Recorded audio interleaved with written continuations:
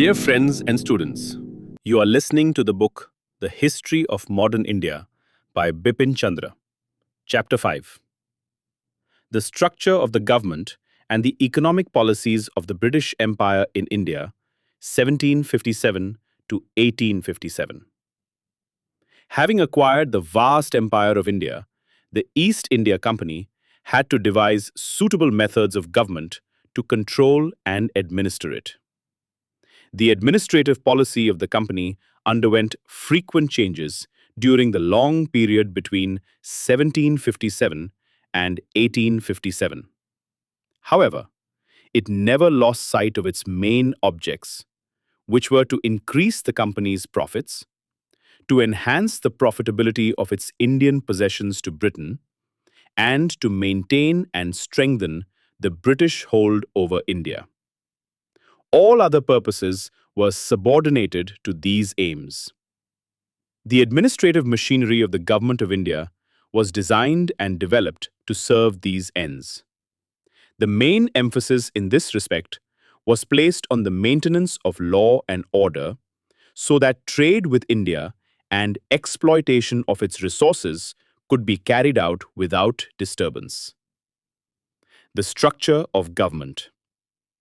When the officials of the East India Company acquired control over Bengal in 1765, they had little intention of making any innovations in its administration. They only desired to carry on their profitable trade and to collect taxes for remission to England. From 1765 to 1772, in the period of the dual government, Indian officials were allowed to function as before, but under the overall control of the British governor and British officials. The Indian officials had responsibility but no power, while the company's officials had power but no responsibility. Both sets of officials were venal and corrupt men. In 1772, the company ended the dual government and undertook to administer Bengal directly through its own servants. But the evils inherent in the administration of a country by a purely commercial company soon came to the surface. The East India Company was at this time a commercial body designed to trade with the East. Moreover, its higher authority was situated in England, many thousands of miles away from India. Yet, it had come to wield political power over millions of people. This anomalous state of affairs posed many problems for the British government. What was to be the relation of the East India Company and its possessions to the government in Britain? How were the company's authorities in Britain to control the great multitude of officials and soldiers stationed in faraway India? How was a single center of control to be provided in India over the far-flung British possessions in Bengal, Madras, and Bombay?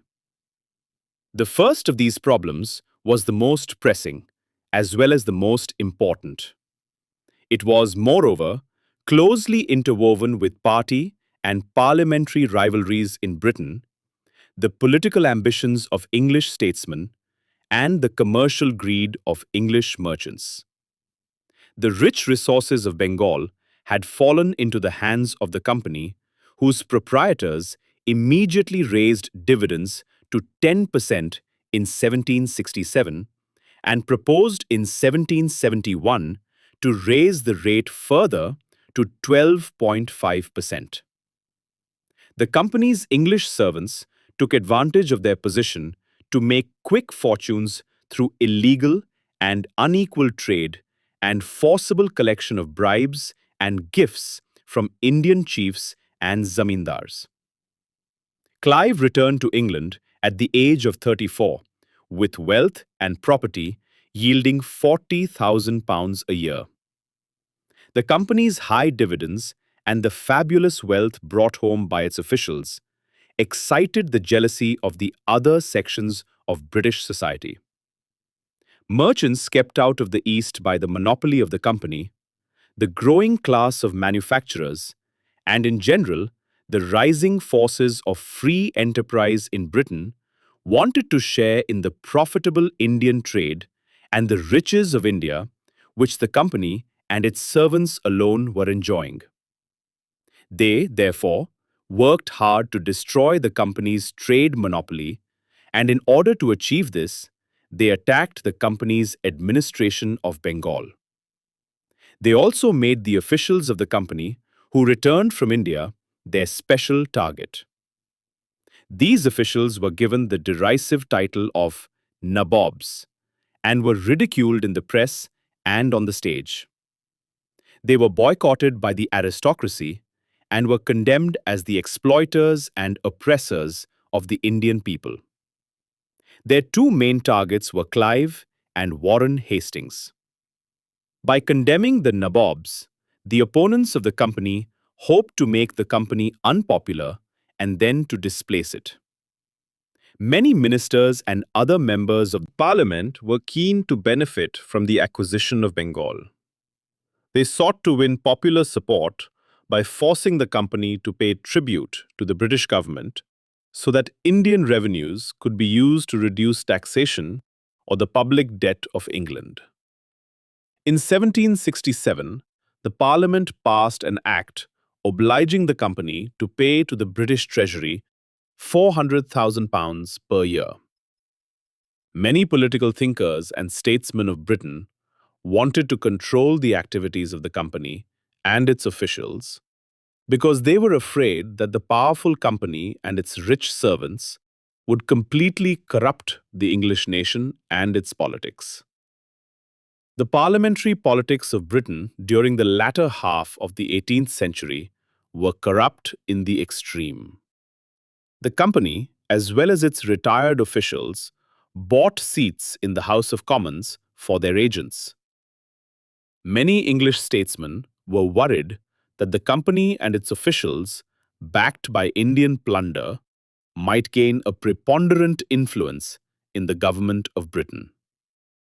The company and its vast empire in India had to be controlled, or the company, as masters of India, would soon come to control British administration and be in a position to destroy the liberties of the British people. The exclusive privileges of the company were also attacked by the rising school of economists representing free trade manufacturing capitalism. In his celebrated work, The Wealth of Nations, Adam Smith, the founder of classical economics, condemned the exclusive companies. Such exclusive companies, therefore, are nuisances in many respects, always more or less inconvenient to the countries in which they are established, and destructive to those which have the misfortune to fall under their government. Thus, reorganization of the relations between the British state and the company's authorities became necessary, and the occasion arose when the company had to ask the government for a loan of £1 million. But while the company's enemies were many and powerful, it was not without powerful friends in Parliament. Moreover, the King, George III, was its patron. The company, therefore, fought back. In the end, Parliament worked out a compromise by which the interests of the company and of the various influential sections of British society were delicately balanced. It was decided that the British government would control the basic policies of the company's Indian administration, so that British rule in India was carried on in the interests of the British upper classes as a whole. At the same time, the company would retain its monopoly of Eastern trade and the valuable right of appointing its officials in India. The details of Indian administration were also left to the directors of the company. The first important parliamentary act dealing with the company's affairs was the Regulating Act of 1773. This act made changes in the constitution of the Court of Directors of the company and subjected their actions to the supervision of the British government. The directors were to lay before the ministry all correspondence dealing with the civil and military affairs and the revenues of India. In India, the government of Bengal was to be carried on by a governor-general and his council, who were given the power to superintend and control the Bombay and Madras presidencies in matters of war and peace. The Act also provided for the establishment of a Supreme Court of Justice at Calcutta to administer justice to Europeans, their employees, and the citizens of Calcutta. The Regulating Act soon broke down in practice. It had not given the British government effective and decisive control over the company.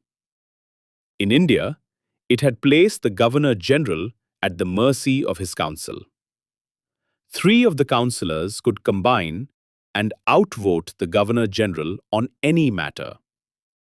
In practice, Warren Hastings, the first Governor-General under the Act, and 3 of his councillors quarrelled incessantly, often creating deadlocks in the administration. The Governor-General's control over the other 2 presidencies also proved inadequate in practice. Most important of all, the Act had failed to resolve the conflict between the company and its opponents in England, who were daily growing stronger and more vocal. Moreover, the company remained extremely vulnerable to the attacks of its enemies as the administration of its Indian possessions continued to be corrupt, oppressive, and economically disastrous. The defects of the Regulating Act and the exigencies of British politics necessitated the passing in 1784 of another important act, known as Pitt's India Act. This act gave the British government supreme control over the company's affairs and its administration in India. It established 6 commissioners for the affairs of India, popularly known as the Board of Control, including 2 cabinet ministers. The Board of Control was to guide and control the work of the Court of Directors and the Government of India. In important and urgent matters, it had the power to send direct orders to India through a secret committee of directors. The Act placed the Government of India in the hands of the Governor-General and the Council of 3, so that if the Governor-General could get the support of even one member, he could have his way. The Act clearly subordinated the Bombay and Madras presidencies to Bengal in all questions of war, diplomacy, and revenues. With this Act began a new phase of the British conquest of India. While the East India Company became the instrument of British national policy, India was to be made to serve the interests of all sections of the ruling classes of Britain. The company, having saved its monopoly of the Indian and Chinese trade, was satisfied. Its directors retained the profitable right of appointing and dismissing its British officials in India. Moreover, the government of India was to be carried out through their agency. While Pitt's India Act laid down the general framework in which the government of India was to be carried on till 1857, later enactments brought about several important changes, which gradually diminished the powers and privileges of the company. In 1786, the Governor-General was given the authority to overrule his council in matters of importance affecting the safety, peace, or the interests of the empire in India. By the Charter Act of 1813, the trade monopoly of the company in India was ended, and trade with India was thrown open to all British subjects. But trade in tea and trade with China was still exclusive to the company. The government and the revenues of India continued to be in the hands of the company. The company also continued to appoint its officials in India. The Charter Act of 1833 brought the company's monopoly of tea trade and trade with China to an end. At the same time, the debts of the company were taken over by the Government of India, which was also to pay its shareholders a 10.5% dividend on their capital. The Government of India continued to be run by the company under the strict control of the Board of Control. Thus, the various Acts of Parliament discussed above completely subordinated the company and its Indian administration to the British government.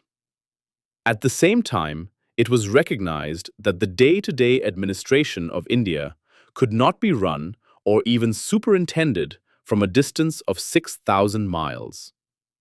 Supreme authority in India was, therefore, delegated to the Governor-General in Council. The Governor-General, having the authority to overrule his council in important questions, became in fact the real, effective ruler of India, functioning under the superintendence, control, and direction of the British government. It is to be noted that Indians were allowed no share in their own administration. The three seats of authority, as far as India was concerned, were the Court of Directors of the company, the Board of Control representing the British government, and the Governor-General. With none of the three was any Indian associated even remotely or in any capacity. The British created a new system of administration in India to serve their purposes. But before we discuss the salient features of this system, it would be better if we first examine the purposes which it was designed to serve. For the main function of the administrative system of a country is to accomplish the aims and objects of its rulers. The chief aim of the British was to enable them to exploit India economically to the maximum advantage of various British interests, ranging from the company to the Lancashire manufacturers. At the same time, India was to be made to bear the full cost of its own conquest, as well as of the foreign rule. An examination of the economic policies of the British in India is therefore of prime importance. British economic policies in India, 1757 to 1857. Commercial policy. From 1600 to 1757, the East India Company's role in India was that of a trading corporation which brought goods or precious metals into India and exchanged them for Indian goods like textiles, spices, etc., which it sold abroad. Its profits came primarily from the sale of Indian goods abroad. Naturally, it tried constantly to open new markets for Indian goods in Britain and other countries. Thereby, it increased the export of Indian manufactures and thus encouraged their production. This is the reason why the Indian rulers tolerated and even encouraged the establishment of the company's factories in India. But, from the very beginning, the British manufacturers were jealous of the popularity that Indian textiles enjoyed in Britain. All of a sudden, dress fashions changed, and light cotton textiles began to replace the coarse woolens of the English. Defoe, the writer of the famous novel Robinson Crusoe, complained that Indian cloth had crept into our houses, our closets, and bedchambers. Curtains, cushions, chairs, and at last beds themselves were nothing but calicoes or India stuffs. The British manufacturers put pressure on their government to restrict and prohibit the sale of Indian goods in England. By 1720, laws had been passed, forbidding the wear or use of printed or dyed cotton cloth. In 1760, a lady had to pay a fine of £200 for possessing an imported handkerchief. Moreover, heavy duties were imposed on the import of plain cloth. Other European countries, except Holland, also either prohibited the import of Indian cloth or imposed heavy import duties.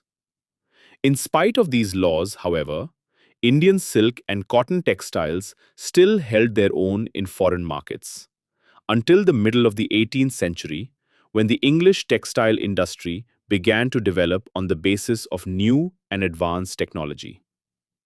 After the Battle of Plassey in 1757, the pattern of the company's commercial relations with India underwent a qualitative date, when they lost not only their foreign markets, but, what was of much greater importance, their market in India itself. The Industrial Revolution in Britain completely transformed Britain's economy and its economic relations with India. During the second half of the 18th century and the first few decades of the 19th century, Britain underwent profound social and economic transformation, and British industry developed and expanded rapidly on the basis of modern machines, the factory system, and capitalism. This development was aided by several factors. British overseas trade had been expanding rapidly in the previous centuries. Britain had come to capture and monopolize many foreign markets by means of war and colonialism. These export markets enabled its export industries to expand production rapidly, utilizing the latest techniques in production and organization. Africa, the West Indies, Latin America, Canada, Australia, China, and above all India provided unlimited opportunities for export. This was particularly true of the cotton textile industry, which served as the main vehicle of the Industrial Revolution in Britain. Britain had already evolved the colonial pattern of trade, which helped the Industrial Revolution, which in turn strengthened this pattern.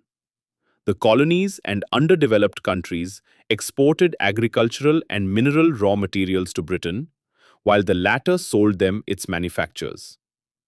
Secondly, there was sufficient capital accumulated in the country for investment in new machinery and the factory system. Moreover, this capital was concentrated not in the hands of the feudal class, which would waste it in luxurious living, but in the hands of merchants and industrialists who were keen to invest it in trade and industry. Here again, the immense wealth drawn from Africa, Asia, the West Indies, and Latin America, including that drawn from India by the East India Company and its servants after the Battle of Plassey, played an important role in financing industrial expansion. Thirdly, rapid increase in population met the need of the growing industries for more labor and cheaper labor. The population of Britain increased rapidly after 1740. It doubled in 50 years after 1780. Fourthly, Britain had a government which was under the influence of commercial and manufacturing interests, and which, therefore, fought other countries determinedly for markets and colonies. Fifthly, the demands for increased production were met by developments in technology. Britain's rising industry could base itself on the inventions of Hargreaves, Watt, Crompton, Cartwright, and many others. Many of the inventions now utilized had been available for centuries.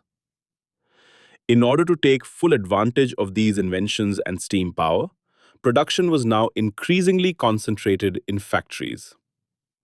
It should be noted that it was not these inventions which produced the Industrial Revolution.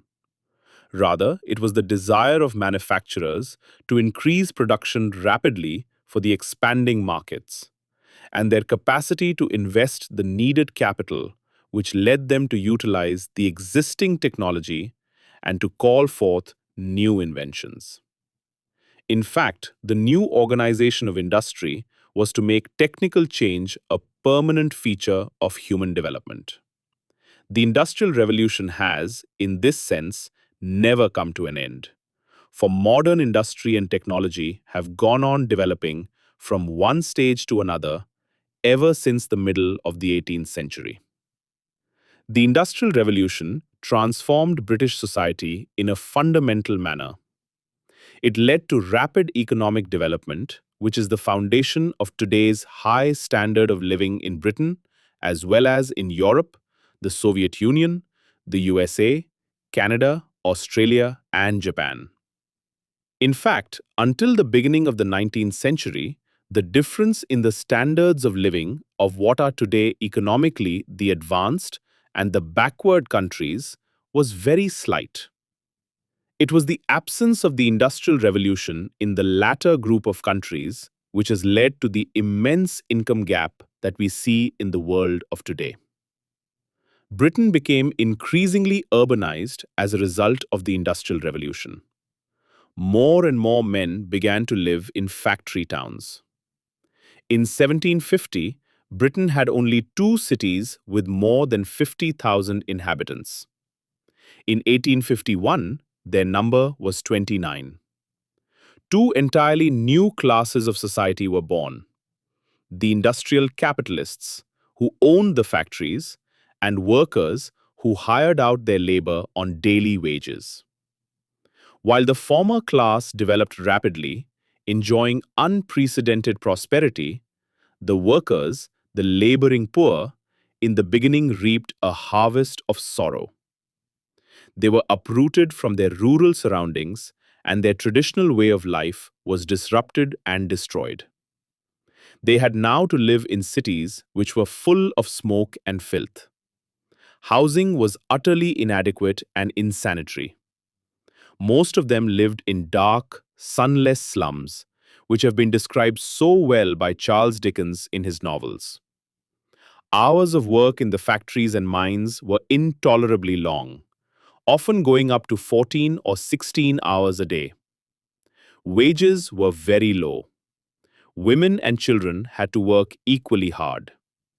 Sometimes 4 or 5-year-old children were employed in factories and mines. In general, a worker's life was one of poverty, hard work, disease, and malnutrition. It was only after the middle of the 19th century that improvement in their incomes began to take place. The rise of a powerful class of manufacturers had an important impact on Indian administration and its policies. As this class grew in number and strength and political influence, it began to attack the trade monopoly of the company. Since the profits of this class came from manufacturing and not trade, it wanted to encourage not imports of manufactures from India, but exports of its own products to India, as well as imports of raw materials like raw cotton from India. In 1769, the British industrialists compelled the company by law to export every year British manufactures amounting to over 380,000 pounds, even though it suffered a loss on the transaction. In 1793, they forced the company to grant them the use of 3,000 tons of its shipping every year to carry their goods. Exports of British cotton goods to the East, mostly to India, increased from 156 pounds in 1794 to nearly 110,000 pounds in 1813, that is, by nearly 700 times. But this increase was not enough to satisfy the wild hopes of the Lancashire manufacturers, who began to actively search for ways and means of promoting the export of their products to India. As R.C. Dutt pointed out later in 1901 in his famous work, The Economic History of India, the effort of the Parliamentary Select Committee of 1812 was to discover how they, Indian manufacturers, could be replaced by British manufacturers, and how British industries could be promoted at the expense of Indian industries. The British manufacturers looked upon the East India Company, its monopoly of Eastern trade, and its methods of exploitation of India through control of India's revenues and export trade, to be the chief obstacles in the fulfillment of their dreams. Between 1793 and 1813, they launched a powerful campaign against the company and its commercial privileges, and finally succeeded in 1813 in abolishing its monopoly of Indian trade. With this event, a new phase in Britain's economic relations with India began.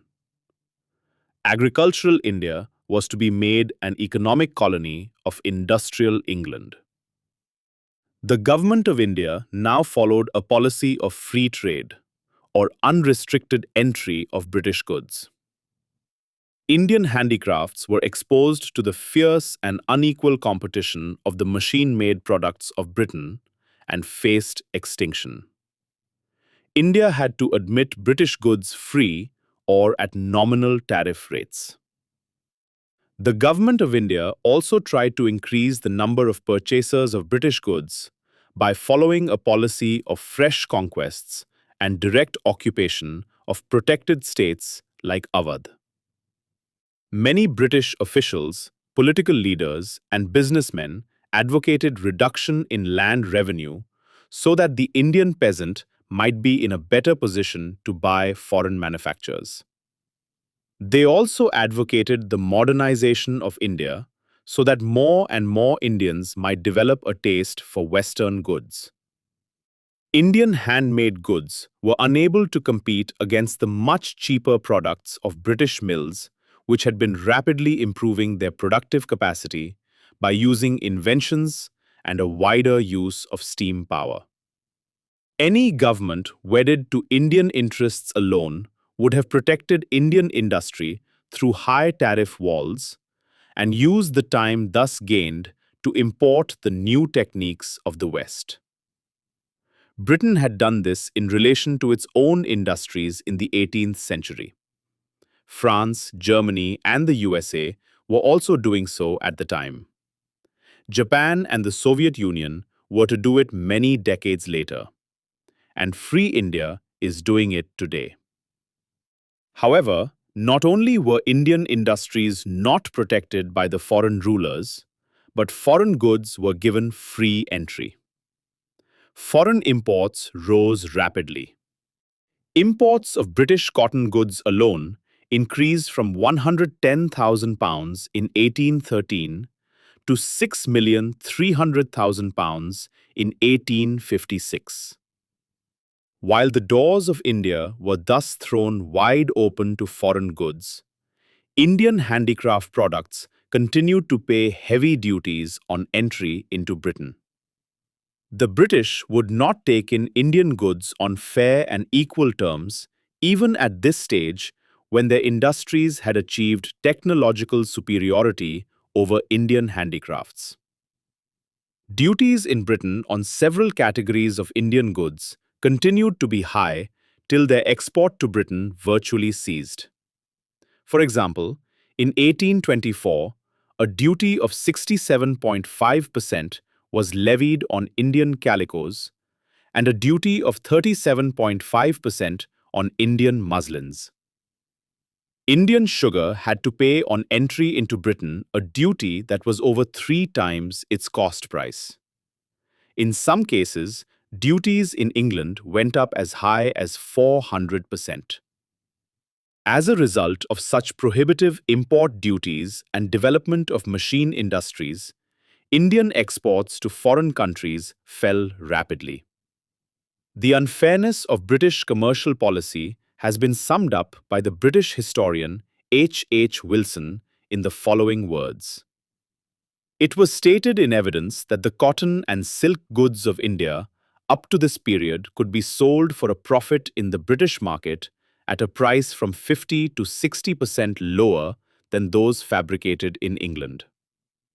It consequently became necessary to protect the latter by duties of 70 and 80% on their value. Apart from the impact of exporting manufactures, India was now forced to export raw materials like raw cotton and raw silk, which British industries needed urgently, or plantation products like indigo and tea, or food grains which were in short supply in Britain. In 1856, India exported £4,300,000 worth of raw cotton, only £610,000 worth of cotton manufactures, £2,900,000 worth of food grains, £1,730,000 worth of indigo, and £710,000 worth of raw silk. The British also promoted the sale of Indian opium in China, even though the Chinese put a ban on it because of its poisonous and other harmful qualities. But the trade yielded huge profits to British merchants and vast revenues to the company-controlled administration of India.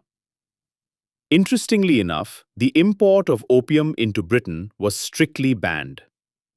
Thus, the commercial policy of the East India Company after 1813 was guided by the needs of British industry. Its main aim was to transform India into a consumer of British manufactures and a supplier of raw materials. The drain of wealth. The British exported to Britain part of India's wealth and resources, for which India got no adequate economic or material return. This economic drain was peculiar to British rule. Even the worst of previous Indian governments had spent the revenue they extracted from the people inside the country. Whether they spent it on irrigation canals and trunk roads, or on palaces, temples, and mosques, or on wars and conquests, or even on personal luxury, it ultimately encouraged Indian trade and industry, or gave employment to Indians. This was so because even foreign conquerors, for example the Mughals, soon settled in India and made it their home. But the British remained perpetual foreigners. Englishmen working and trading in India nearly always planned to go back to Britain, and the Indian government was controlled by a foreign company and the government of Britain. The British consequently spent a large part of the taxes and income they derived from the Indian people not in India, but in Britain, their home country. The drain of wealth from Bengal began in 1757, when the company's servants began to carry home immense fortunes extorted from Indian rulers, zamindars, merchants, and the common people. They sent home nearly £6 million between 1758 and 1765. This amount was more than 4 times the total land revenue collection of the Nawab of Bengal in 1765. This amount of drain did not include the trading profits of the company, which were often no less illegally derived. In 1765, the company acquired the Diwani of Bengal and thus gained control over its revenues. The company, even more than its servants, soon directly organized the drain. It began to purchase Indian goods out of the revenue of Bengal and to export them. These purchases were known as investments.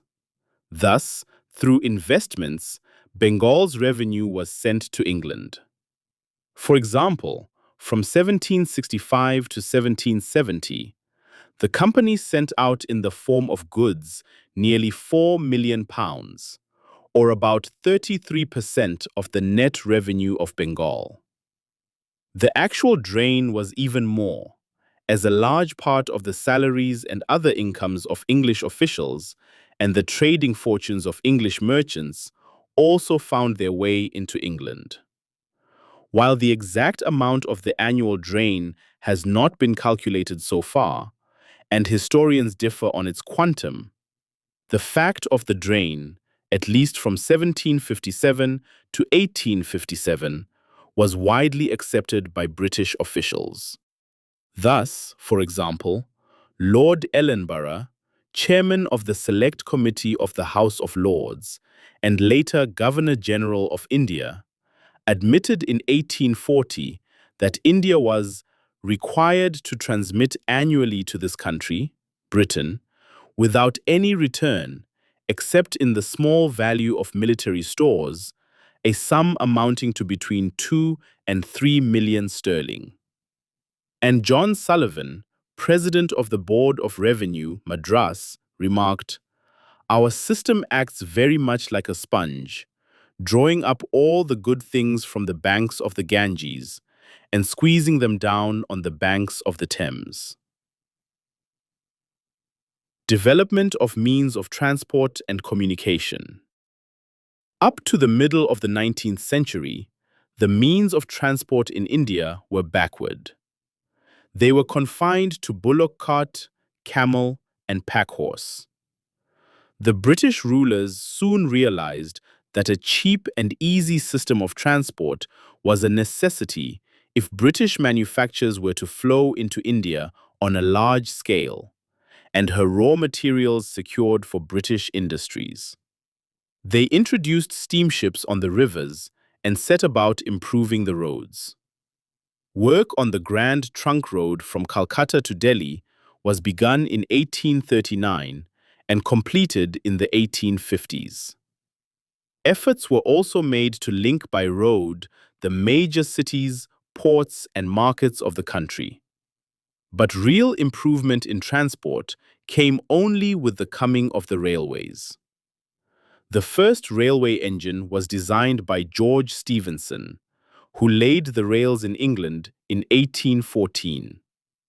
Railways developed rapidly in that country during the 1830s and 1840s. Pressure soon mounted for their speedy construction in India.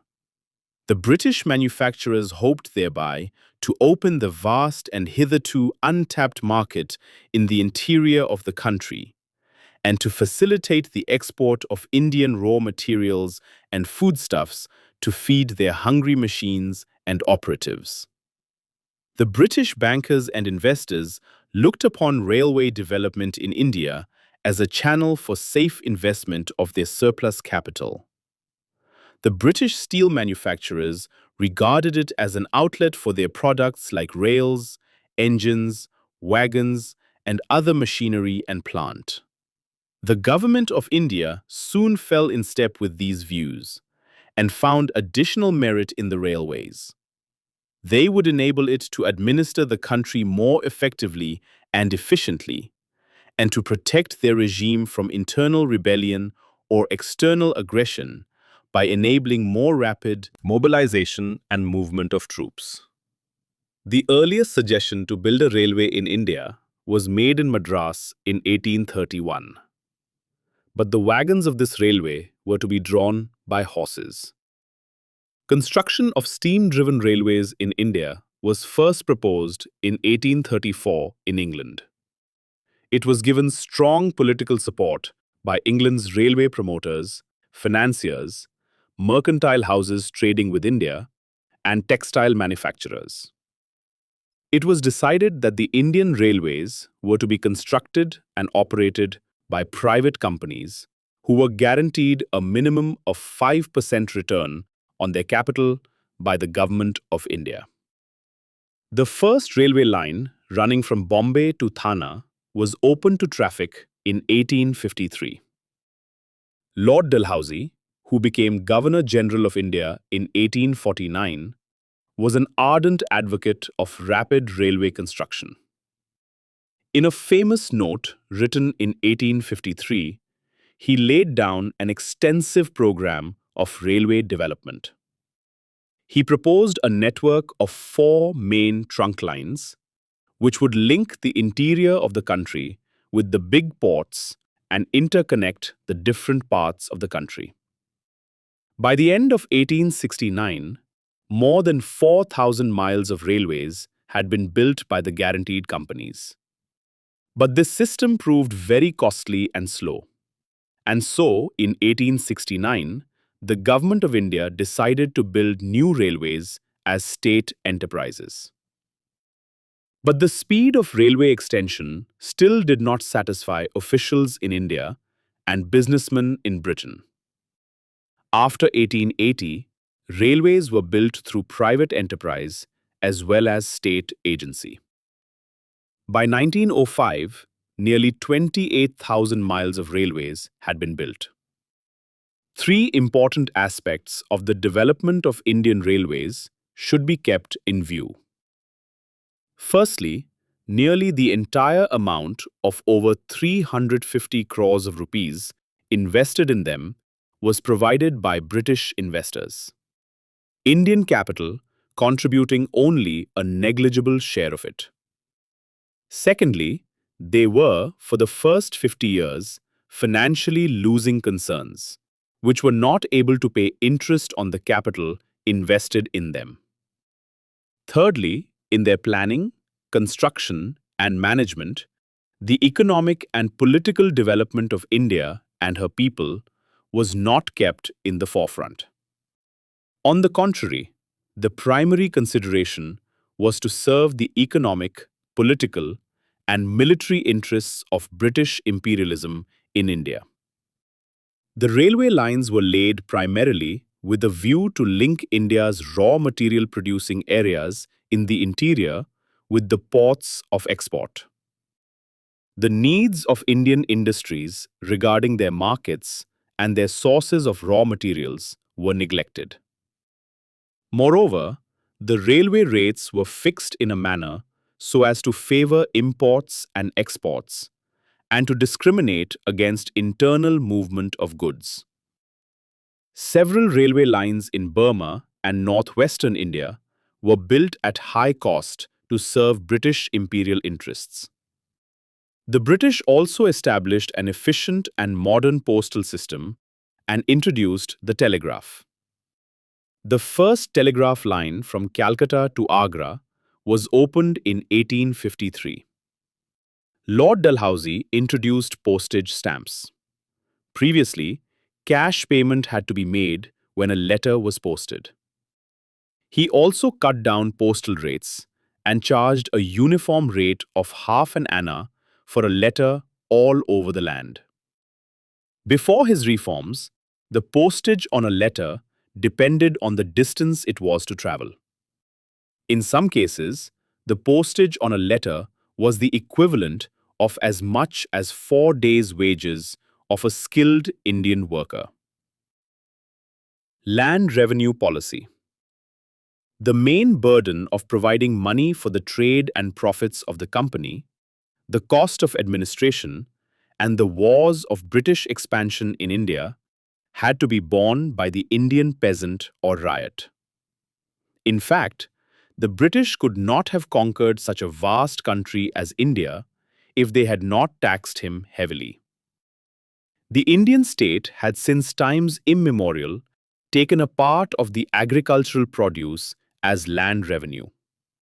It had done so either directly through its servants or indirectly through intermediaries such as zamindars, revenue farmers, etc., who collected the land revenue from the cultivator and kept a part of it as their commission. These intermediaries were primarily collectors of land revenue, although they did sometimes own some land in the area from which they collected revenue. The permanent settlement. We have seen that in 1765, the East India Company acquired the Diwani, or control over the revenues, of Bengal, Bihar, and Orissa. Initially, it made an attempt to continue the old system of revenue collection, though it increased the amount to be collected from 14,290,000 rupees in 1722 and 8,180,000 rupees in 1764 to 23,400,000 rupees in 1771. In 1773, it decided to manage the land revenues directly. Warren Hastings auctioned the right to collect revenue to the highest bidders. But his experiment did not succeed. Though the amount of land revenue was pushed high by zamindars and other speculators bidding against each other, the actual collection varied from year to year and seldom came up to official expectations. This introduced instability in the company's revenues at a time when the company was hard-pressed for money.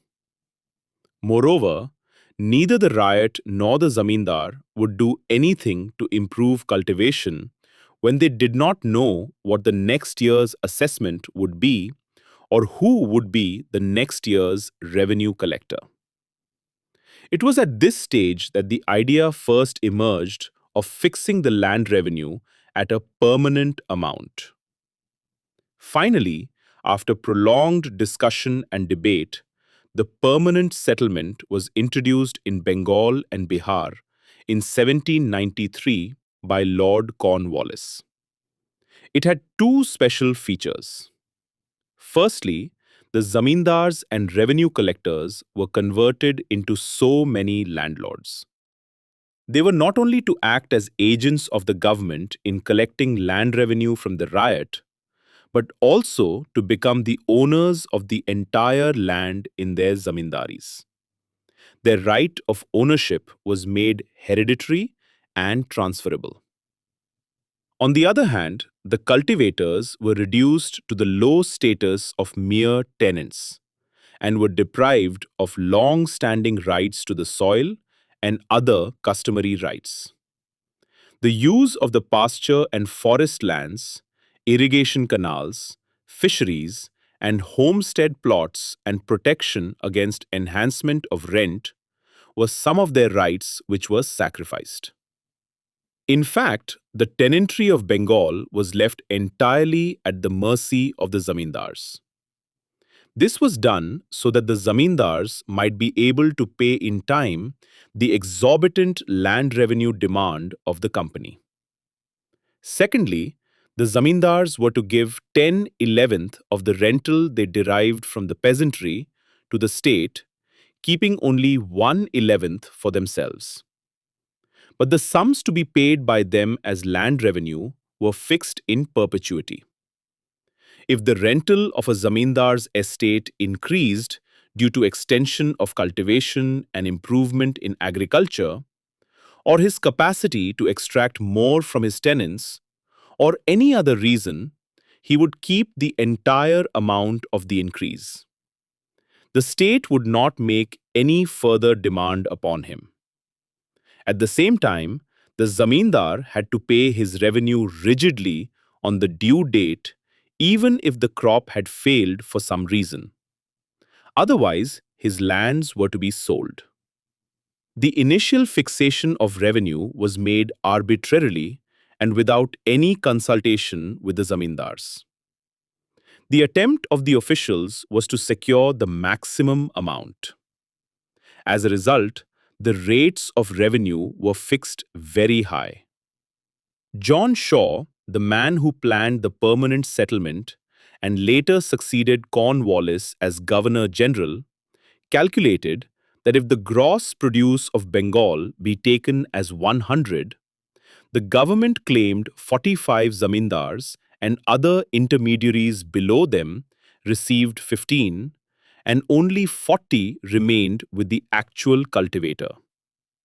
It was later generally admitted by officials and non-officials alike that before 1793, the zamindars of Bengal and Bihar did not enjoy proprietary rights over most of the land. The question then arises, why did the British recognize them as such? One explanation is that this was in part the result of a misunderstanding. In England, the central figure in agriculture at the time was the landlord, and the British officials made the mistake of thinking that the zamindar was his Indian counterpart. It is, however, to be noted that in one crucial respect, the British officials clearly differentiated between the positions of the two. The landlord in Britain was the owner of land not only in relation to the tenant, but also in relation to the state. But in Bengal, while the zamindar was landlord over the tenant, he was further subordinated to the state. In fact, he was reduced virtually to the status of a tenant of the East India Company. In contrast to the British landlord, who paid a small share of his income as land tax, he had to pay as tax 10/11th of his income from the land of which he was supposed to be the owner, and he could be turned out of the land unceremoniously and his estate sold if he failed to pay the revenue in time. Other historians think that the decision to recognize the zamindars as the proprietors of land was basically determined by political, financial, and administrative expediency. Here, the guiding factors were three. The first arose out of clever statecraft, the need to create political allies. The British officials realized that as they were foreigners in India, their rule would be unstable unless they acquired local supporters who would act as a buffer between them and the people of India. This argument had immediate importance, as there were a large number of popular revolts in Bengal during the last quarter of the 18th century.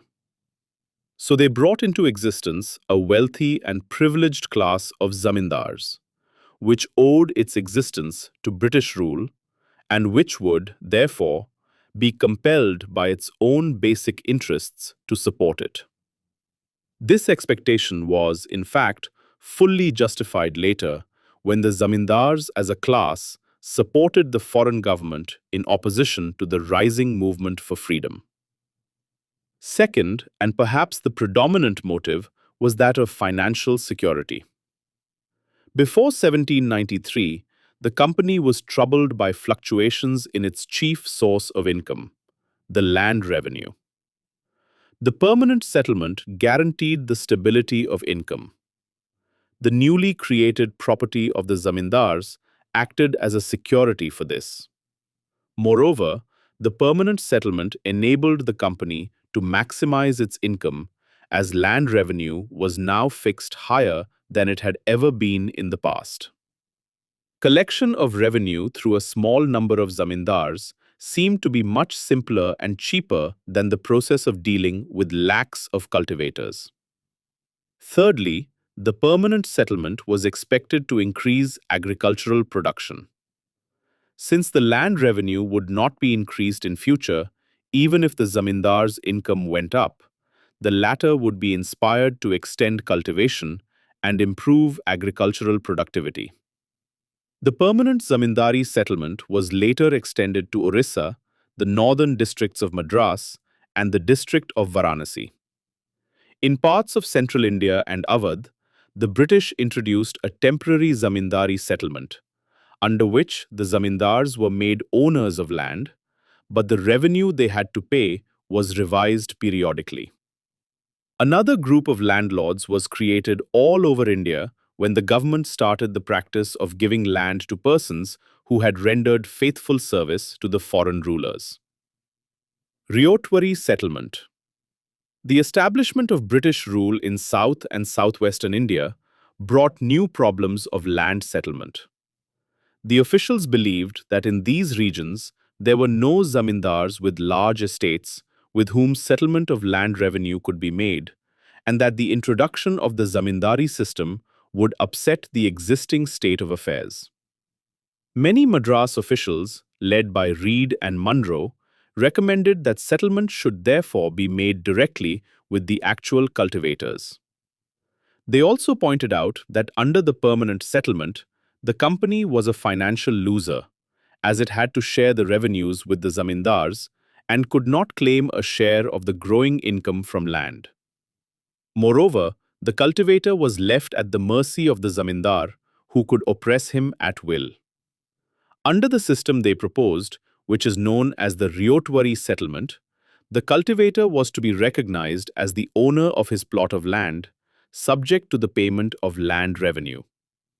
The supporters of the Ryotwari system claimed that it was a continuation of the state of affairs that had existed in the past. Munro said, "It is the system which has always prevailed in India." The Ryotwari settlement was in the end introduced in parts of the Madras and Bombay presidencies in the beginning of the 19th century. The settlement under the Ryotwari system was not made permanent.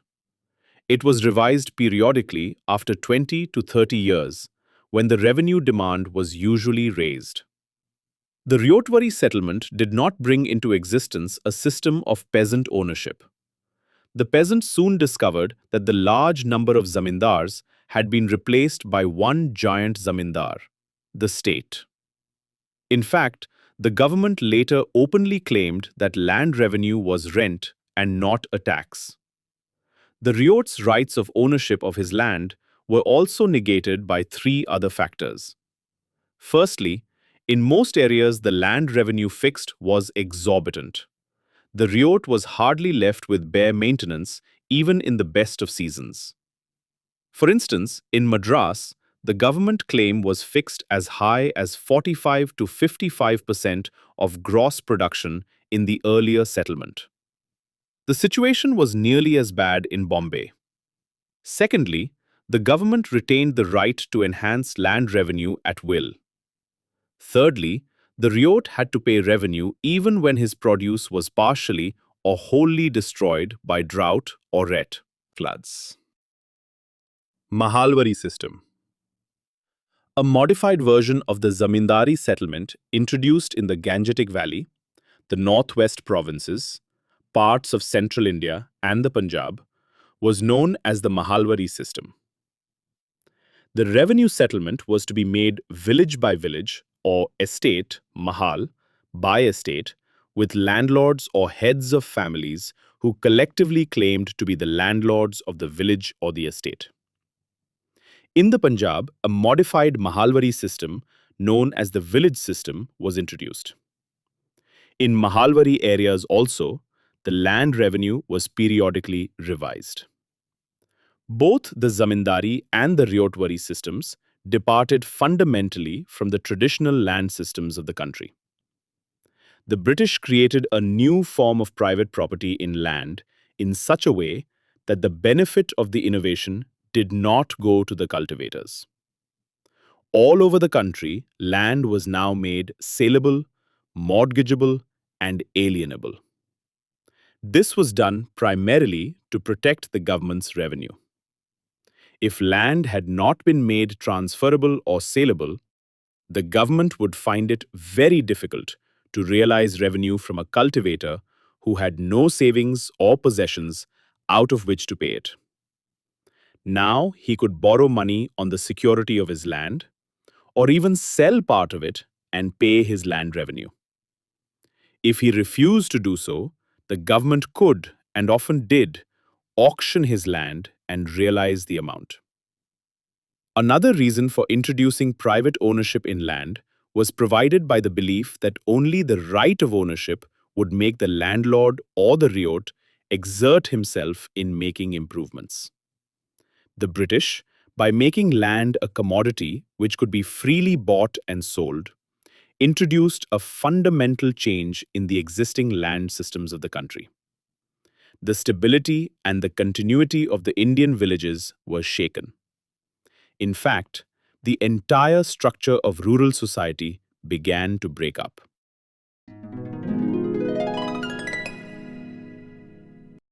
Exercises 1. Trace the evolution of the East India Company's relations with the British state from 1765 to 1833. Bring out the major factors which influenced these relations. 2. Examine critically the commercial policy pursued by Britain in India from 1757 to 1857. 3. In what way did the British land revenue policy transform agrarian relations in India? 4. Write short notes on the Regulating Act of 1773 and the powers of the Governor-General. B. The Industrial Revolution. C. The drain of wealth from Bengal. D. Development of the railways. Dear friends and students, you are listening to The History of Modern India by Bipin Chandra. Thank you for listening. Let's meet in the next episode.